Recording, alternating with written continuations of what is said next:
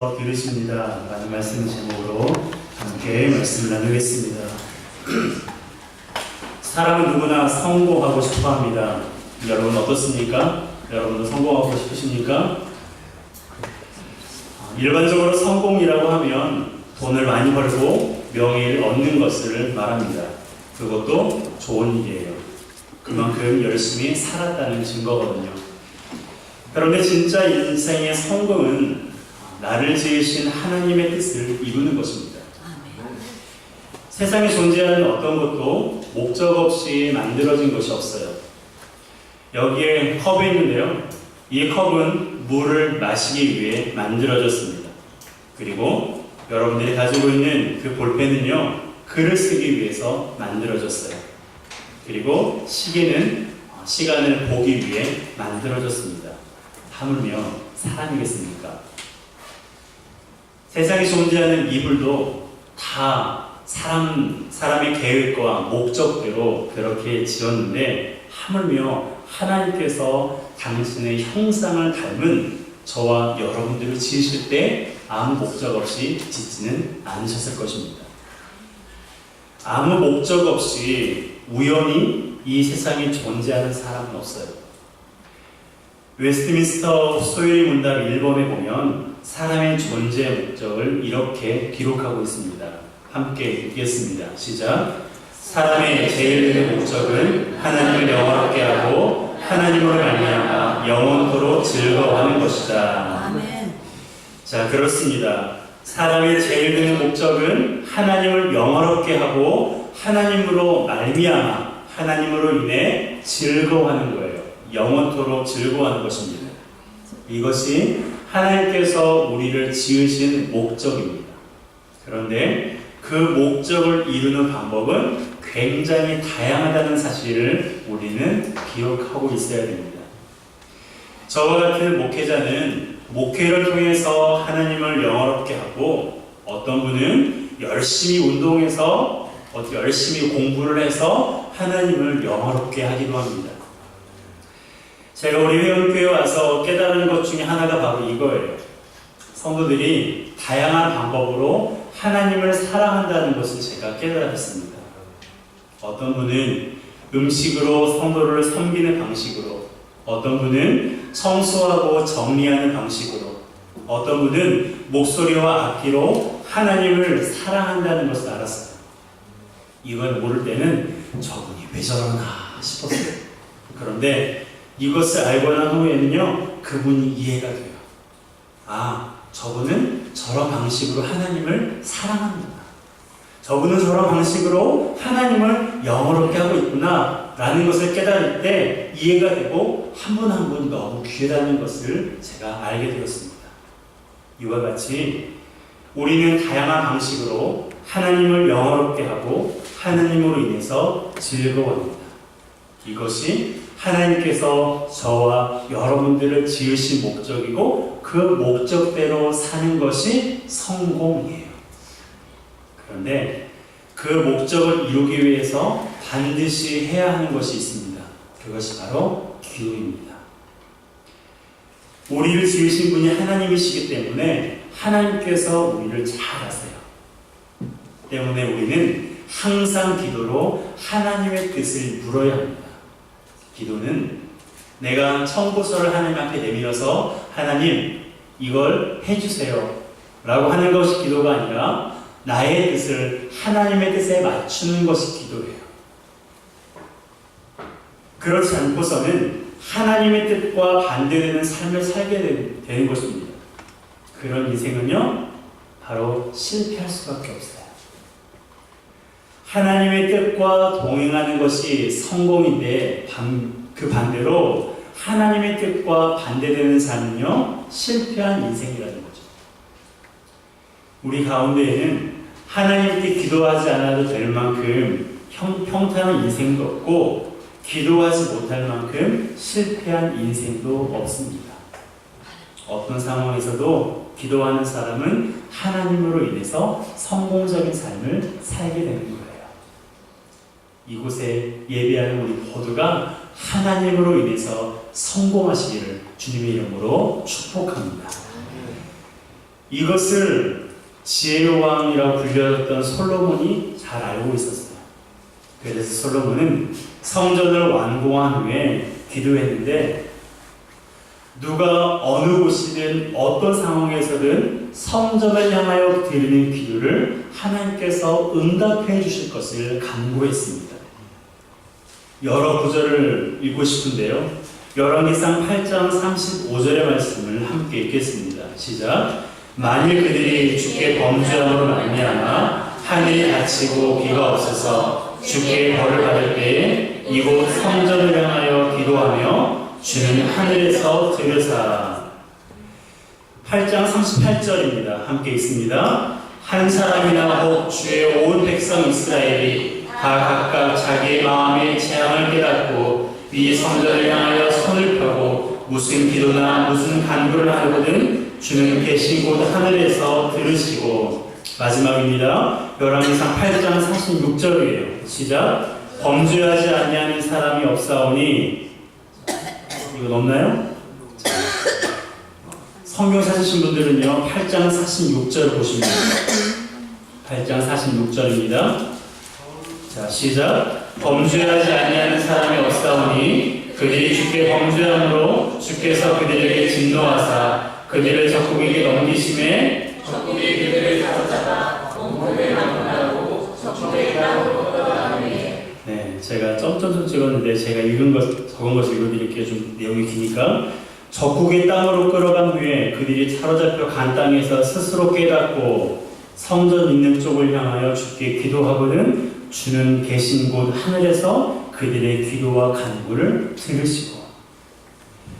솔로몬은 이방인과 이스라엘의 남녀노소를 막론하고 누구나 성전을 향하여 기도할 때에 하나님께서 들으신다는 것을 믿었어요. 그들이 범죄하거든, 혹 그가 하나님을 알지 못하는 이방인이랄지라도, 그가 어린아이나 여자랄지라도, 당시에는 어린아이 여자를 하찮게 여기잖아요. 지금은 아니지만 모든 사람이 하나님을 향하여서 어떤 형편과 상황 가운데 있을지라도 하나님이 계시는 이 성전을 향해서 기도할 때 하나님 아버지 들어주시옵소서라고 기도했어요. 그렇게 기도할 수 있었던 이유가 무엇일까요? 하나님께서 응답하시기 위해서라는 것을 그가 알았기 때문이에요. 하나님 들어주세요. 하나님 들어주시기를 내가 소원합니다 라고 구하는 것은 하나님께서 듣기만 하시는 분이 아니라 듣고 응답하시는 분이라는 것을 솔로몬이 확신했기 때문에 그렇습니다. 그렇다면 솔로몬이 하나님 앞에 이렇게 응답의 확신을 가지고 기도할 수 있었던 이유가 뭘까요? 첫 번째는 그가 하나님의 주권을 인정했기 때문이에요. 52절입니다. 함께 읽겠습니다. 원하건대 주는 눈을 들어 종의 간구함과 주의 백성 이스라엘의 간구함을 보시고 주께 부르시는 대로 들으시옵소서. 아멘. 자, 솔로몬이 하나님을 향하여서 뭐라고 지금 호칭을 하고 있으니까 주님이라고 호칭하고 있어요. 세 번이나 나오죠. 주는 눈을 들어 주의 백성 주께 부르시는 대로. 그는 하나님을 향하여서 주님, 내 삶의 주인이신을 고백하고 있는 거예요. 그것은 자신을 뭐라고 생각하는 것입니까? 종이라고 생각하는 거예요. 여러분, 솔로몬이 어떤 사람이에요?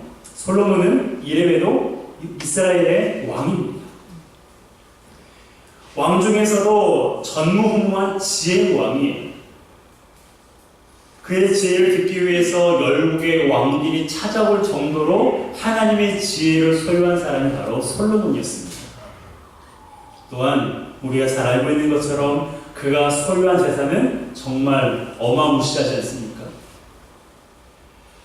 장식용 방패 500개가 있었고 이것도 금으로 되어 있었고요.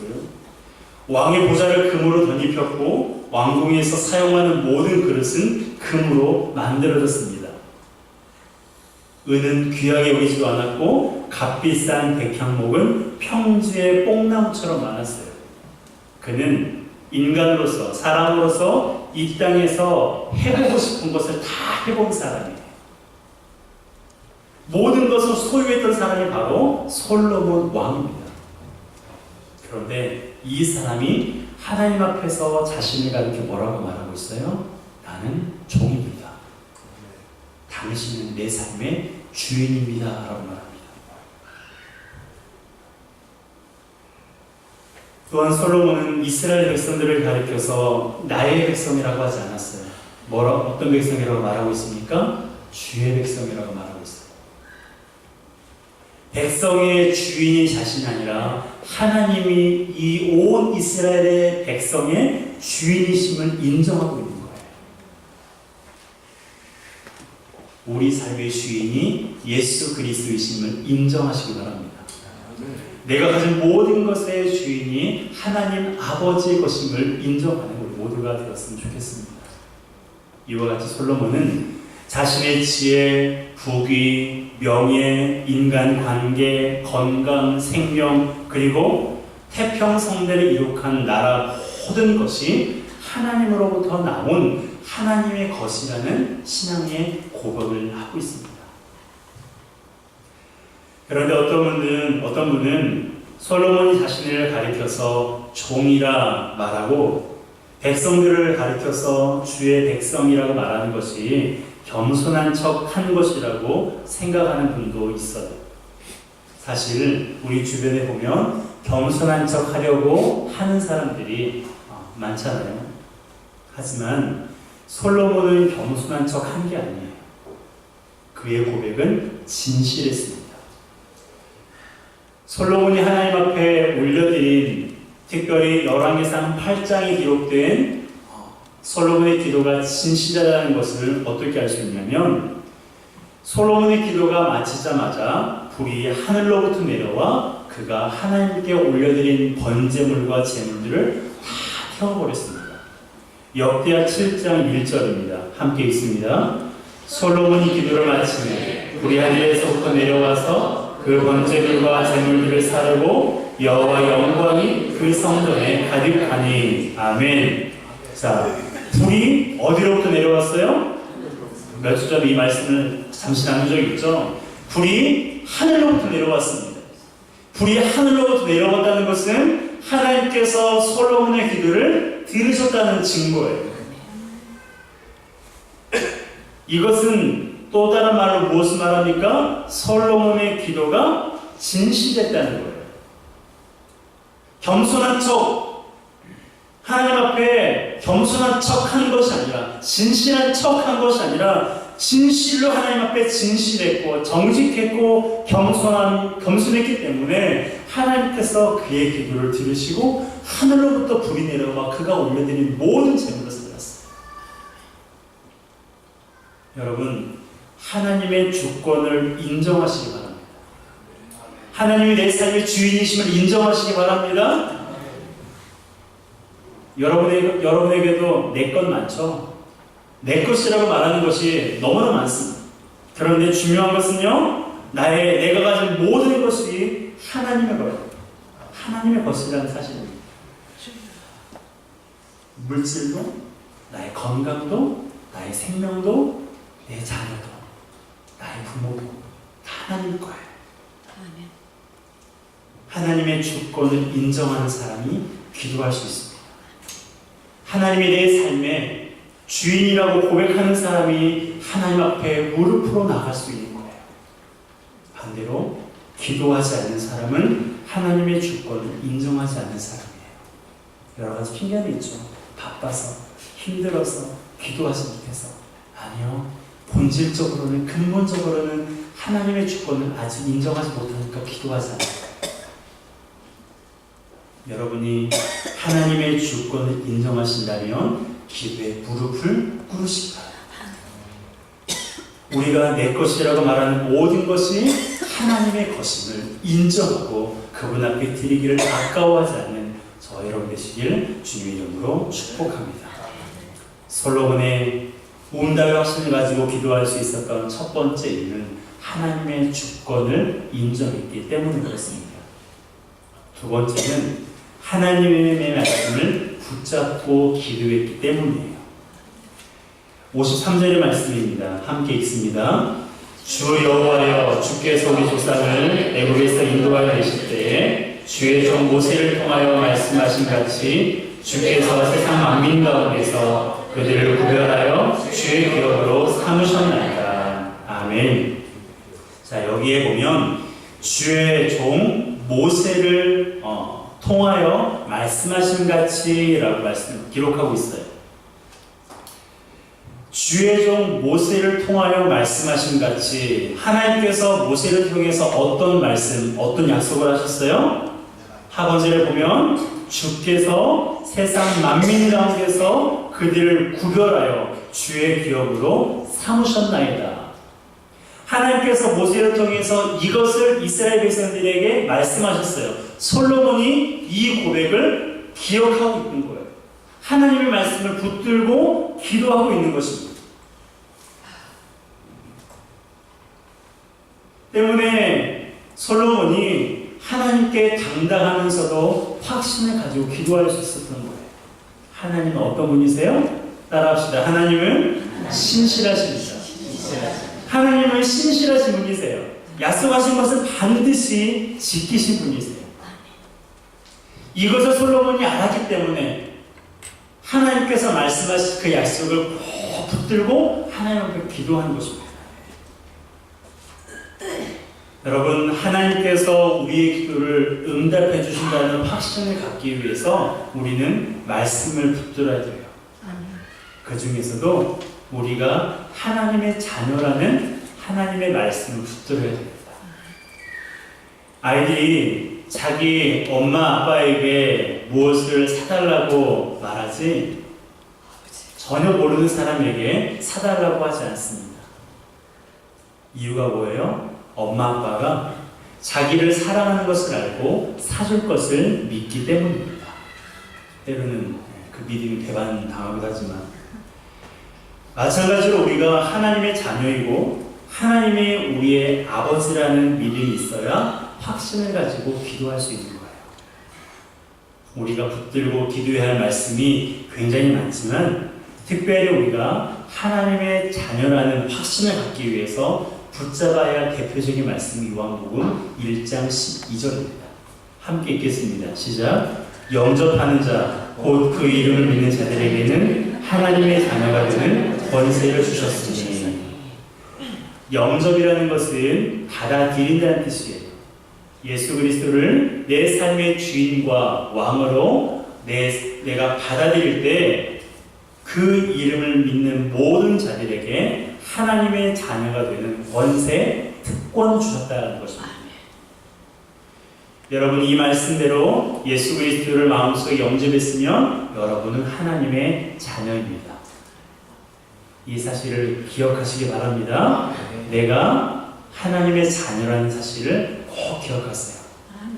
저희 육신의 아버지는 저희 멀리 정읍에 계시지만 저의 영적인 아버지, 저의 영원한 아버지는 하나님 아버지세요. 가정에서 자녀가 말썽을 부리고 잘못을 하면 자녀가 아닙니까? 여전히 자녀예요. 우리가 하나님의 말씀대로 살지 못하고 실패하고 넘어질지라도 한번 마음속에 예수님을 영접하면 그는 영원히 하나님의 자녀입니다. 그런데 어떤 분은 이것을 잘 모르시는 분이 있어요. 내가 하나님의 자녀이고 내가 하나님의 백성인데 그것은 내가 순종할 때만, 내가 말씀대로 살 때만, 내가 조금 착하게 살 때만 하나님이 내 아버지인 것처럼 생각할 때가 있어요. 내가 하나님의 백성인 것처럼 여길 때가 있습니다. 하지만 그것은 착각이에요. 자녀가 아무리 큰 잘못을 해도 그 자녀는 내 자녀예요. 우리가 하나님의 말씀대로 살지 못할지라도, 살아야겠지만 그러지 못할지라도 하나님은 여전히 우리 때문에 아파하시고 우리를 위해서 기도하시는 하나님 아버지이십니다.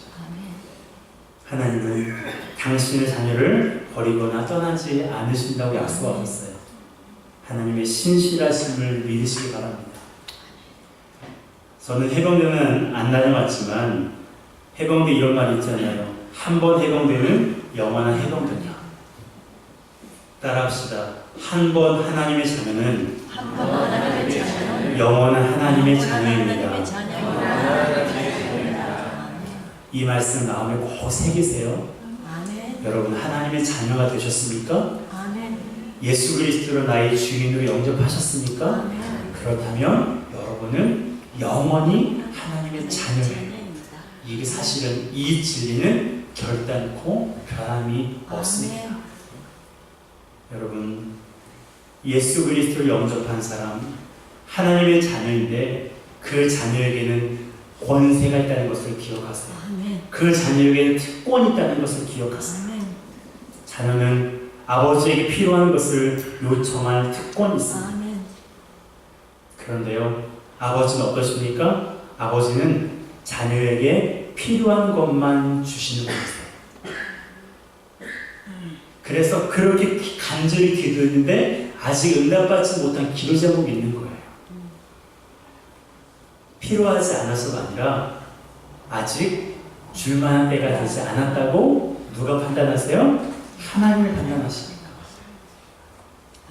그러므로 우리는 불평하는 것이 아니라 하나님의 때를 기다리며 기도하기를 쉬지 않는 것이 중요한 것입니다. 아멘. 가장 좋은 때는 우리가 아니라 하나님이 잘 아십니다. 그러므로 응답의 확신을 가지고 기도하시되 언제 무엇을 어떻게 주실지에 대해서는 하나님의 주권을 인정하며 하나님께서 우리에게 약속하신 말씀을 굳게 붙들고 기도하는 저와 여러분 되시길 주님의 이름으로 축복합니다. 아멘. 여러분 하나님은 어떤 분이십니까? 하나님은 들으시는 분이세요. 하나님은 들으시는 분이세요. 우리의 작은 신음소리까지도 들으십니다. 왜 들으세요? 왜 들으세요? 주시죠. 응답하시고. 제가 몇 주 전에 금요일기도회 때 잠시 나누었었는데요. 요즘에 금요일 아침 8시마다 서울여자중학교 앞에서 아이들에게 밥버거를 나눠주며 아이들에게 복음을 지금 현재는 관계를 맺고 있고 결과적으로 이 아이들에게 복음을 전하려고 합니다. 처음에는 이 밥버거를 50개씩 구입을 해서 아이들에게 전달해 줬어요.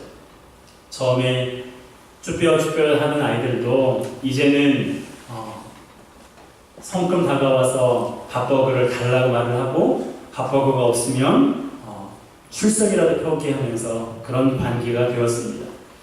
그런 아이들을 보면서 우리 고전도사님과 제가 좀 더 많은 밥버거를 아이들에게 주었으면 좋겠다라는 얘기를 했어요. 전도사님 먼저 그 얘기를 하셨는데 그래서 제가 그랬습니다. 현재 우리 교회에서 더 많이 하기는 좀 부담스럽고 만약에 누군가가 학교 앞 전도를 위해서 목자 헌금을 드리면 그것으로 더 많은 아이들에게 밥버거를 줍시다 라고 말을 했어요. 그리고 나서 정확하게 12시간 후인 저녁 8시 30분 금요 기도회 시간에 학교 앞 전도 목자 헌금이 올라왔었어요. 3번이나 더 할 수 있을 만큼의 목자 헌금이 들어왔어요. 그래서 지금은 50개에서 60개로 늘렸습니다. 더 많은 아이들에게 밥버거를 주면서 관계를 맺고 이 아이들에게 복음을 전하는 것을 하나님께서 기뻐하신다.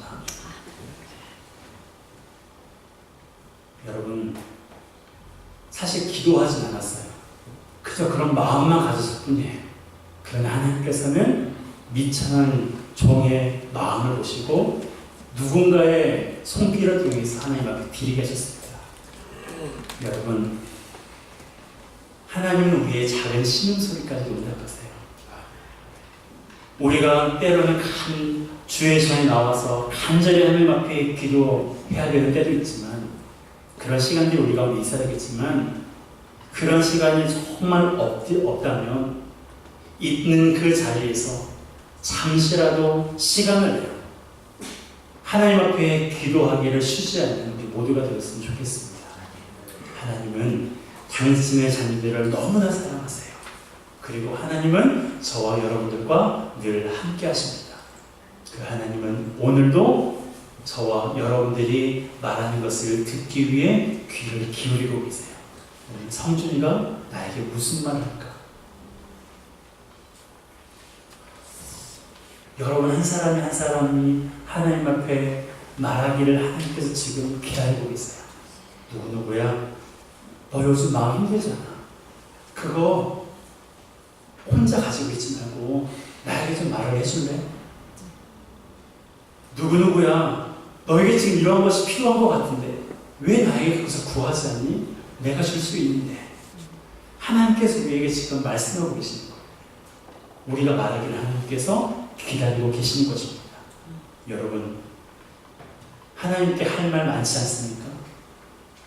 내가 사랑하는 사람, 내가 편하게 생각하는 사람을 만나면 밤이 새도록 그렇게 얘기하지 않습니까? 내 이야기를 들어줄 사람이 너무나 필요하지 않습니까?